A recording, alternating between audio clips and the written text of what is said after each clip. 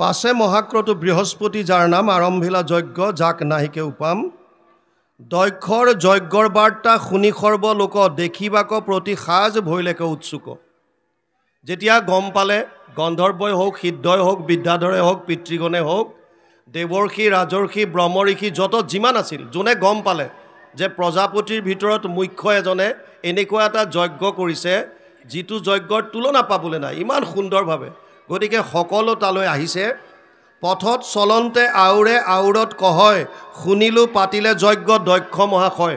কথা পাতি আহিছে ইজনে সিজনৰ লগত যে এনেকুৱা পাতিছে এনেকুৱা কৰিছে তেনেকুৱা কৰিছে শুনিছোঁ এনেকৈ, গতিকে এই কথাখিনি আলোচনা কৰি আহিছে। শিশৱ উৎসৱ একোকালে নাহি দেখি প্ৰৱেশো পাইলে যায় খানিকো নাপেক্ষী। এনেকুৱা উৎসৱ একোকালে দেখা নাই, এনেকুৱা মানে আচলতে এনেকুৱা হয় এটা উৎসৱ যেতিয়া আপুনি বেলেগক দেখুৱাবৰ কাৰণে পাতিব তেতিয়া তাৰ বাহ্যিকতা ৰজগুণবিলাক ৰাজসিকতাটো বেছিকৈ দেখুৱাব, সাত্বিকতাটো কম থাকি ৰাজসিক বস্তুটো বেছি হ'ব। ৰজগুণৰ মূল বস্তুটোৱে হৈছে জাক জমকতা। ৰজগুণৰ যিটো বস্তু আছে তাত সাত্বিকতকৈ ৰজগুণটো বৃদ্ধি পায়, য'ত খালি দিখাৱাবিলাক বেছি হয় ভিতৰত একো নাইকিয়া হয়। আজিকালি অপ্ৰিয় হ'লেও সত্য যিমানবিলাক আমাৰ আগৰ ৰাস বুলি কয় এতিয়া আপোনালোকে বা ভাওনা ইত্যাদিটো আমি প্ৰায়বিলাকত দেখোঁ বেছি জাক জমকতালৈ গৈ আছোঁ। ৰাসৰ যিটো সাত্বিকতা এই সাত্বিকতাৰ পৰা কেলিগোপাল নাটভাগ মাত্ৰ থুলমূলকৈ থৈ বিভিন্ন মেলামুখী কৰি পেলাই আমি লৈ গৈছোঁ। গতিকে সাত্বিকতাটোৰ পৰা আমি লাহে লাহে আঁতৰি আহিছোঁ। যিটো সৃষ্টি কৰিছিল গুৰুজনাই এটা সুন্দৰ ভাৱ লৈ এক শৰণ হৰিনাম ধৰ্ম প্ৰচাৰ প্ৰসাৰৰ অৰ্থে ভাওনাৰ সৃষ্টি কেলিগোপাল নাটৰ সৃষ্টি যিমানখিনি তেওঁ অংকীয়া নাট ছখন লিখিছে বা সাহিত্য সংস্কৃতি নৃত্য বৰগীত যত যিমান কৰিছে মূল উদ্দেশ্য আছিল এটা এক শৰণ হৰিনাম ধৰ্মটো প্ৰচাৰ আৰু প্ৰসাৰ। সেই অৰ্থে তাত সাত্বিকতা আছে, মূল লক্ষ্য আছিল সেইটো। কিন্তু আমি তাৰ পৰা যেন ক'ৰবাত কোনোবা ফালৰি কাটিছোঁ, আমি জাক জমকতাত বেছিকৈ গুৰুত্ব দিছোঁ, আচল তত্ত্বটোলৈ সোমাব পৰা নাই। ইয়াত এতিয়া যোন গৈছে দেৱ দেৱতাসকলে কথা পাতি গৈছে বাটত, এই কথা মতে যায় চৰি বিমানত স্বামীগণ সমে কন্যাগণ অপৰ্যন্ত। নিজৰ নিজৰ স্বামীৰ লগত দেৱপত্নীবিলাক তেওঁলোক একেলগে গৈছে। কি হয়নো এয়া এতিয়া তাৰ পাছত কেনেকৈ শিৱৰ পত্নীয়ে শুনি পেলাই কি হ'ব কথাখিনি আহিব, তাৰপিছত আলোচনা কৰিম। কৃষ্ণ। সেই কথা শুনি সতী দক্ষৰ নন্দিনী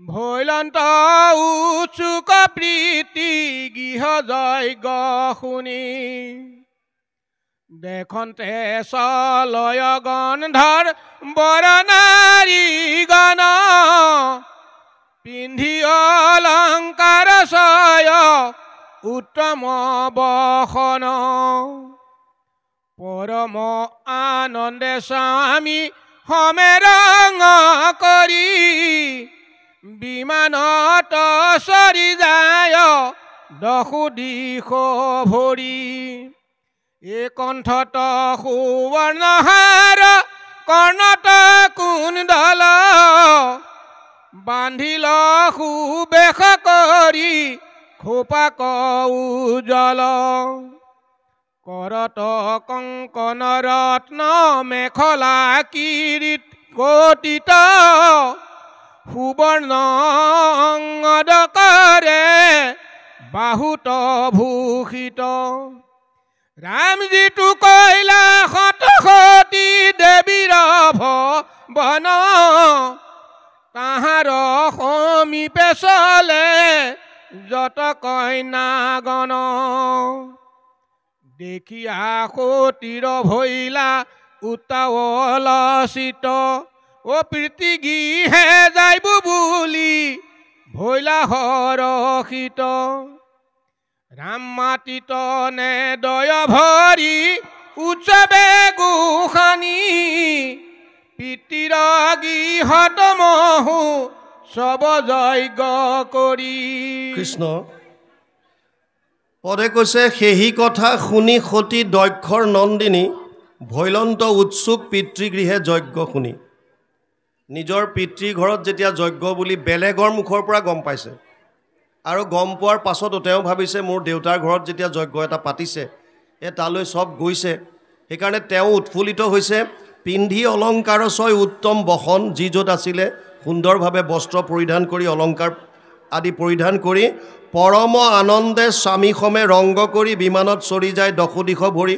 যিমানবিলাক দেৱ দেৱতা আছে দেখা পাইছে পত্নীসকলে সুন্দৰ সুন্দৰ অলংকাৰ পৰিধান কৰি স্বামীৰ লগত গৈছে। কণ্ঠত সুবৰ্ণ হাৰ, কৰ্ণত কুণ্ডল বান্ধিল সুবেশ কৰি খোপাক উচ্ছল, কৰত কংকন ৰত্ন মেখলা কটিত, সুবৰ্ণ অংগত কৰে বাহুত ভূষিত। যিটো কৈলাসত সতী দেৱীৰ ভৱন, তাহাৰ সমীপে চলে যত কন্যাগণ। দেৱ দেৱীৰ যিমানবিলাক পত্নী নিজৰ নিজৰ স্বামীৰ লগত সুন্দৰ সুন্দৰ অলংকাৰ বসন পৰিধান কৰি কৈলাসৰ কাষেদিয়ে যেতিয়া যোৱা সতীয়ে দেখিছে আৰু কথা পাতি যোৱা শুনিছে যে দক্ষৰ ঘৰত ইমান এটা সুন্দৰ আৰু বৃহৎ পৰ্যায়ত এটা যজ্ঞৰ আয়োজন কৰিছে, গতিকে সতীৰ মন উৎফুল্লিত হৈছে এইকাৰণেই যে মোৰ দেউতাৰ ঘৰত ইমান ডাঙৰ উৎসৱ হৈছে। আৰু জীয়েকে মাকৰ ঘৰত কিবা এটা হ'লে, বাপেকৰ ঘৰত কিবা এটা হ'লে তাৰ যাবলৈ এটা ইচ্ছা থাকে, আমাৰ আসক্তিটো থাকে। যদিও বিয়া বাৰু দিয়া হয়, নিজৰ ঘৰখনৰ প্ৰতি আসক্তি এটা আছে। সেই আসক্তিটোৰ কাৰণে ইয়াত এতিয়া লিখিছে, দেখিয়া সতীৰ ভৈলা উত্ৰাৱল চিত্ত, পিতৃগৃহে যাইবু বুলি ভৈলা হৰষিত। মাটিত নেদয় ভৰি উৎসৱে গোসানী, পিতৃৰ গৃহত মহোৎসৱ যজ্ঞ শুনি। যেন মাটিত ভৰিয়ে নিদিব এনেকুৱাকৈ উৎফুল্লিত হৈ আছে। কিয়? দেউতাকৰ ঘৰত যজ্ঞ পাতিছে, তালৈ যাব। তাৰ পাছত কি হয় এতিয়া ক'ব কৃষ্ণ। হে ৰাম কহো শংকৰত ইটো, আনন্দ বাৰ্তা ক অনুমানে জানো হৰে, নজানন তয়া ক। যদি জানিলন্ত কি ক মুত নকহিল, জানিলে যাইবাক যত্ন কেনে নকৰিব।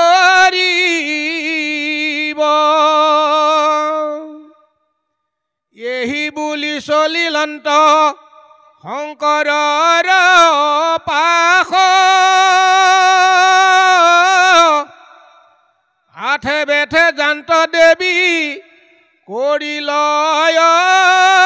লাখ। দেখিলা বাসন্ত নিজ স্বামী পশুপতি,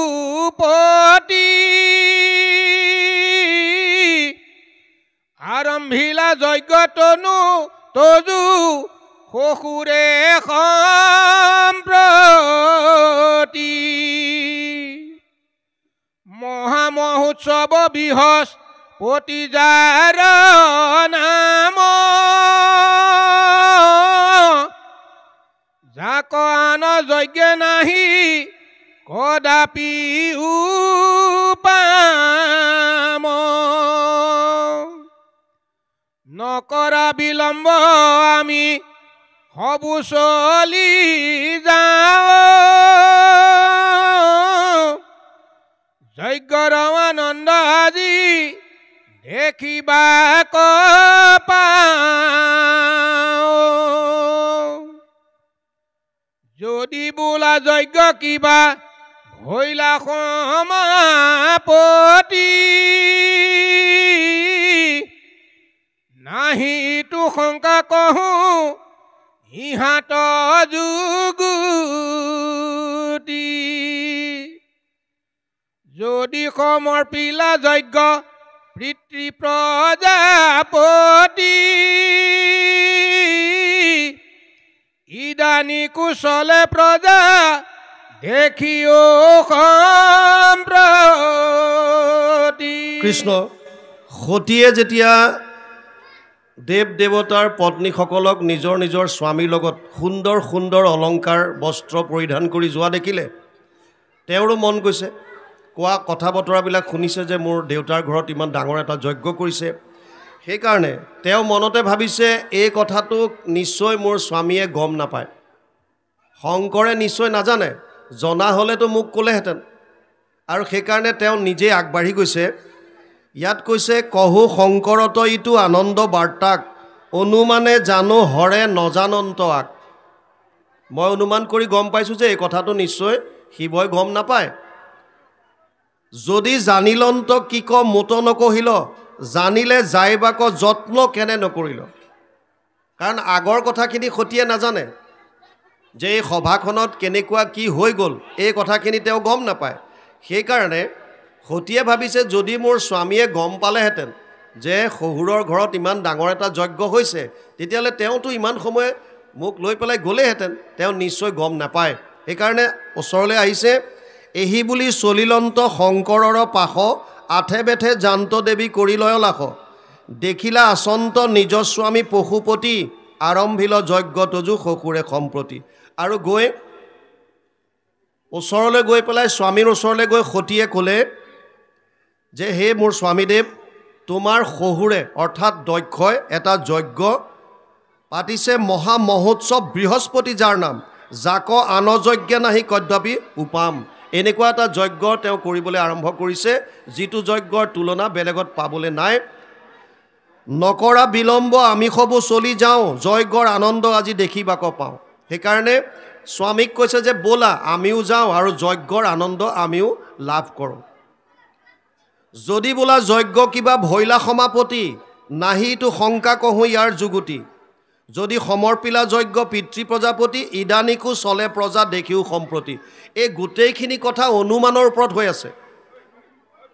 অনুমান সতীয়ে কৈছে যে হয়তো তোমাৰ মনত এইটো প্ৰশ্ন আহিব পাৰে যে যজ্ঞ কিজনী শেষেই হ'ল, অনুষ্ঠান শেষেই হ'ল, যে এইটো চিন্তা কৰিব নালাগে, কাৰণ এতিয়াও গৈ আছে, সেয়া মানুহ আমি দেখা পাই আছোঁ। এই কথাখিনি যিখিনি বস্তু আপোনালোকে এতিয়ালৈকে শ্ৰৱণ কৰিছে, দক্ষ যজ্ঞৰ মূল কাহিনীটো ইয়াৰ আগৰ পৰা আৰম্ভ হৈছে। এবাৰ সতী আৰু শিৱ ভৰদ্বাজ ঋষিৰ ওচৰত গৈছিল ভাগৱত শ্ৰৱণ কৰিবৰ কাৰণে, ঈশ্বৰৰ কথা ৰামায়ণৰ কথা শুনিবৰ কাৰণে। আৰু যেতিয়া তেওঁলোক যায় তেতিয়া ত্ৰেতা যুগ চলি আছিল। প্ৰথমে সতীৰ মনলৈ এটা ভাৱ আহিছে যে মোৰ স্বামী ইমান জ্ঞানী, তেওঁ নিজকে সৰ্বজ্ঞ বুলি কৈছে, তেওঁ আকৌ বেলেগৰ পৰা ঈশ্বৰৰ কথা শুনিবলগীয়া কি আছে? এওঁৱে দেখোন পৰম ঈশ্বৰ, বেলেগৰ পৰা কিয় শুনিব লাগে? এই বুলি ভৰদ্বাজ ঋষিৰ প্ৰতি কোনো এটা সদ্ভাৱ নাই, ভকতৰ প্ৰতি ভাল ভাৱ নাই, অহংকাৰত ভুগি আছে।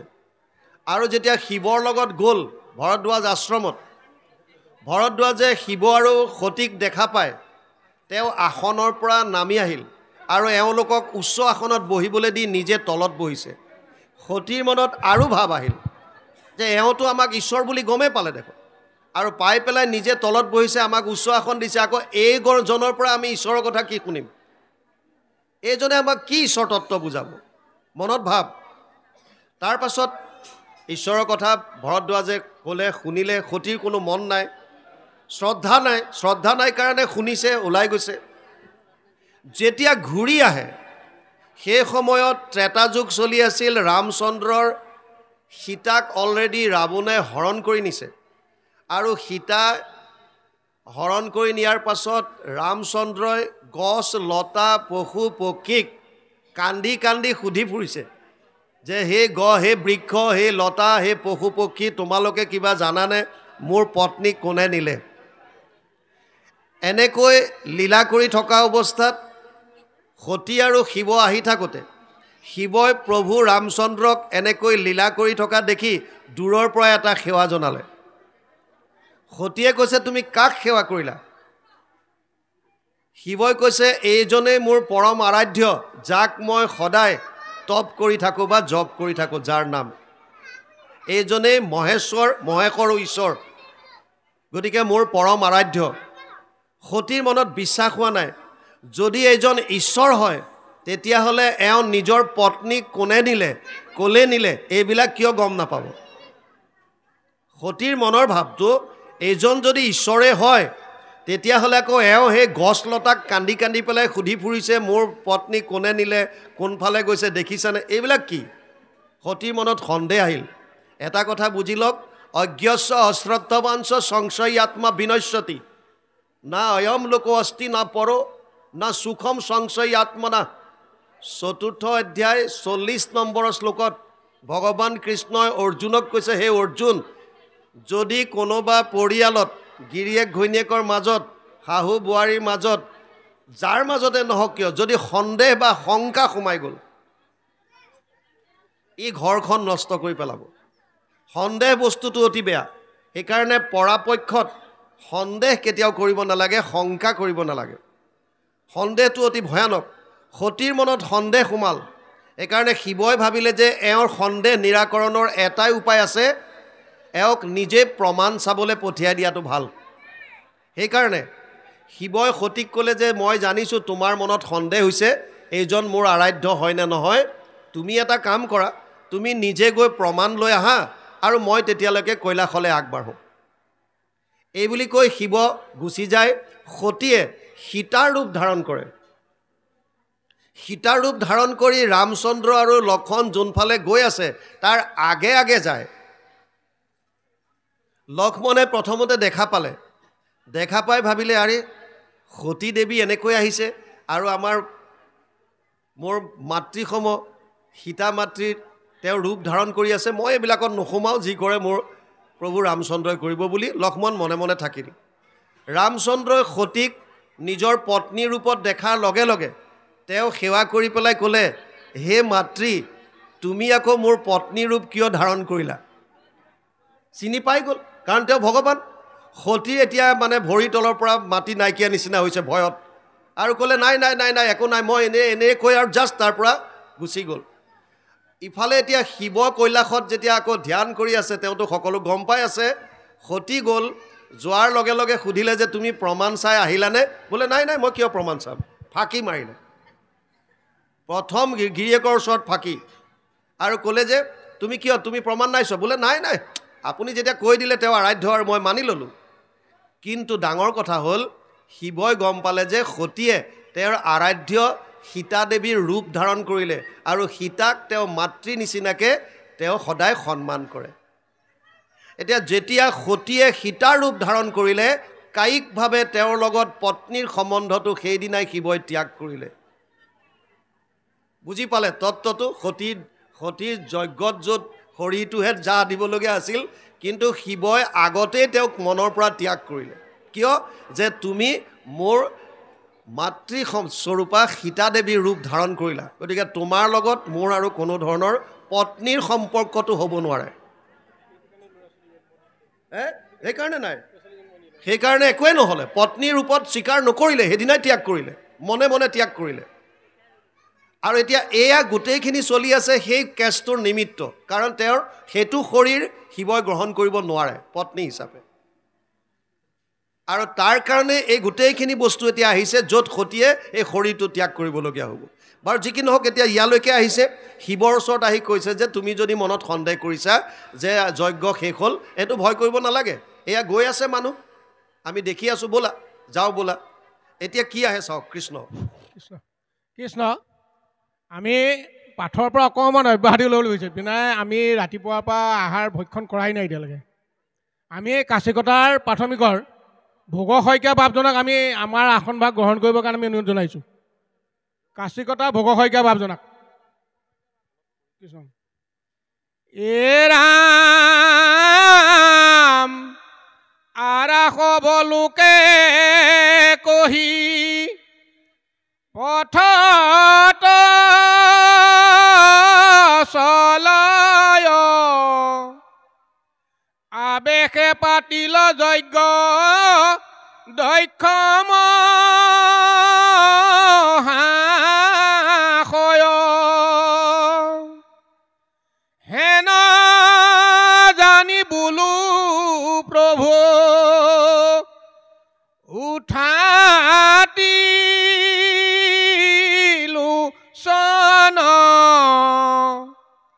দেখা কন্যা গণ চলে আনু দেৱ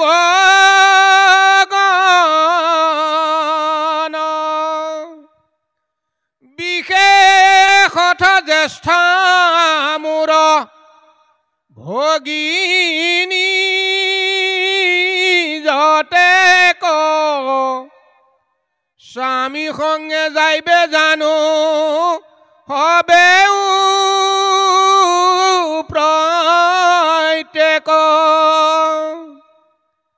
সুহি দশ বৰ দৰ হন ভিলাসে জানো স্বামী সঙ্গে গৈল মনত হৰিষে এ ময়ো তুমি হমে বাঞ্ছা কৰো সেই মতে যজ্ঞৰ উৎসৱৰ হনৰ নিমিতে দেখিবুহি ঠাইতে আনো ভগিনী সমস্ত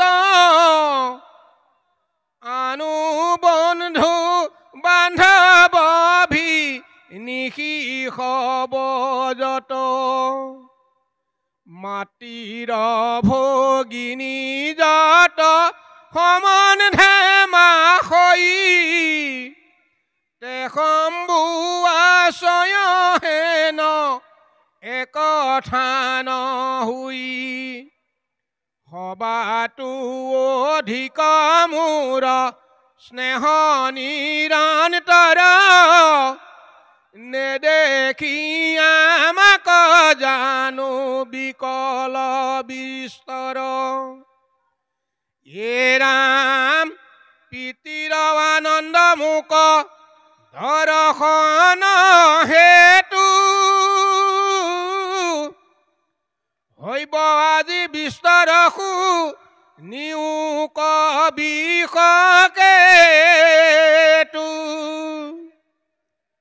তোমাক আমাক আজি সমজৰ আগে অৰ্চিবন্ত প্ৰজাপতি পিতৃ মহাভাগে কৃষ্ণ আৰাখব লোকে কহি পথত চলয় আবেশে পাতিল যজ্ঞ দক্ষ মহাশয় হেন জানি বলো প্ৰভু উঠা ত্ৰিলোচন দেখা কন্যাগণ সমে চলে দেৱগণ স্বামীক কৈছে যে তুমি চোৱাচোন বাকী সকলোবিলাক গৈছে নিজৰ নিজৰ কৃষ্ণ স্বামীৰ লগত গতিকে আমিও যাওঁ বোলা কিয় বিশেষত জ্যেষ্ঠা মোৰ ভগিনী যতেক স্বামী সংগে যাইবে জানো হবেও প্ৰত্যক্ষ দক্ষৰ 16জনী কইনা আছিল তাৰে 13জনীক ধৰ্মই বিয়া কৰাইছে এগৰাকীক অগ্নিগণে এগৰাকীক কব্যপায়ী নামৰ পিতৃগণে আৰু একেবাৰে কনিষ্ঠা কন্যা আছিল সতী যাক শিৱলৈ বিয়া দিছিল এইকাৰণে শিৱই কৈছে মই যদি মাৰ ঘৰলৈ যাওঁ তেতিয়া তাত মোৰ জ্যেষ্ঠা ভগিনীসকলক অৰ্থাৎ বাইদেউসকলক মই তাত লগ পাম সেইটো এটা উদ্দেশ্য আপোনজনক লগ পোৱাৰ ইয়াত কৈছে এতিয়া সুহৃদ খবৰ দৰ্শন অভিলাষে জানো স্বামী সংগে গৈল মনত হৰিষে নিজৰ আপোনজনক তাত দৰ্শন পাব এইকাৰণে ময়ো যাবলৈ ইচ্ছা কৰিছোঁ ময়ো তুমি সমে বাঞ্ছা কৰোঁ সেই মতে যজ্ঞৰ উৎসৱ দৰ্শনৰ নিমিত্তে দেখিব সিঠাইত আনো ভগিনী সমস্ত আনো বন্ধু বান্ধৱ ভিনিশি সবজত আমি যদি তালৈ যাওঁ আমাৰ আপোন আপোন সকলো তাত লগ পাম ডাঙৰ ঘটনা এটা হৈছে আমি যিমানবিলাক কৰ্ম কৰোঁ এই কৰ্মবিলাকৰ মূল লক্ষ্যটো কি উদ্দেশ্যটো কি সতীয়ে যে ইমানকৈ উত্ৰাৱল হৈছে শিৱৰ লগতে আছে যিজন গুণৰ অৱতাৰ বুলি কয় প্ৰভু ভগৱন্তৰ 6 ধৰণৰ অৱতাৰ আছে পুৰুষ অৱতাৰ আছে যোগ অৱতাৰ আছে গুণ অৱতাৰ আছে লীলা অৱতাৰ আছে সত্যাৱেশ অৱতাৰ আছে আৰু মনন্তৰ অৱতাৰ আছে 3 গুণৰ পৰা 3জন হৈছে ৰজোগুণৰ পৰা ব্ৰহ্মাৰূপে সৃষ্টি কৰিছে তমোগুণৰ পৰা শিৱৰূপে সংহাৰ আৰু সত্যগুণৰ পৰা বিষ্ণুৰূপে পালন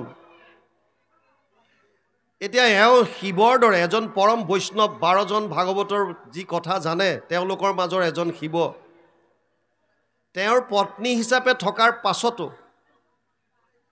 কিহৰ কাৰণে বেলেগত আকৌ আনন্দ বিচাৰি যাবলগীয়া হৈছে কিয় যাওঁ আমি আজি যে আপোনালোক ইয়ালৈ আহিছে কিয় বা কোনোবাক নিমন্ত্ৰণ দিয়াৰ পাছতো অহা নাই কিয় আমি জীৱনত যত যিমান কৰ্ম কৰোঁ তাৰ উদ্দেশ্য মাত্ৰ এটা এইটো হৈছে আনন্দ আমাক সকলোকে আনন্দ লাগে কিয় আমি পৰম আনন্দৰ অংশ মামে বংশ জীৱলোকে জীৱভূত সনাতন ৫৫ অধ্যায় ৭ নম্বৰ শ্লোক যিমান কৰ্ম ৰাতিপুৱাৰ পৰা ৰাতিলৈকে আপোনালোক কৰিছে প্ৰত্যেকটো কৰ্মৰ লক্ষ্য হৈছে এটাই হেতু হৈছে আনন্দ প্ৰাপ্তি আপোনালোক ইয়ালৈ আহিছে আনন্দ বিচাৰি ইয়াৰ পৰা আধাতে কোনোবা গুচি যাব আনন্দ বিচাৰি তেওঁৰ বেলেগত কিবা কাম আছে কিয় হেতু কাম কিয় কৰিছে হেতু আনন্দৰ কাৰণে ভিখাৰীয়ে ভিক্ষা খুজিবলৈ যায় চোৰে চুৰ কৰিবলৈ যায় ডকাইতে ডকাইত কৰিবলৈ যায় যোনে যিটোৱে কৰ্ম নকৰক কিয় উদ্দেশ্য সদায় এটা এইটো হৈছে আনন্দ প্ৰাপ্তি কিন্তু আমাৰ মাজত খেলি মেলিটো ক'ত লাগে আমাৰ মাজত খেলি মেলিটো ক'ত লাগে আমি আসলতে আনন্দ ক'ত আছে এই তত্ত্বটো বুজি নাপাওঁ তিনিটা মূল তত্ত্ব আছে ভগৱান তেওঁৰ মায়া আৰু জীৱ আমিবিলাক হৈছোঁ জীৱ আমাক আনন্দ লাগে কাৰণ আমি পৰম আনন্দৰ অংশ আত্মা আমি আনন্দ বিচাৰিব পৰা দুখন স্থান আছে এক হৈছে ভগৱানমুখী আৰু এক হৈছে মায়াৰ সংসাৰ য'ত ধন টকা পইচা পুত্ৰ পৰিবাৰ ঘৰ দুৱাৰ ইত্যাদি খোৱা বোৱা সব আনন্দটো ক'ত আছে এই মায়াত আছে নে ভগৱানত আছে এই তত্ত্বটো বুজি ল'লে আমাৰ সকলোৰে যেহেতু লক্ষ্যস্থান এটা কাৰো লগত কাৰো মত বিভেদ নহ'ব আমাৰ যে মতৰ যে অমিল হৈ আছে কথাবিলাক একেখন গাঁৱতে আজিকালি 2টা 3টা 4টা 5টালৈকে গৈছেগৈ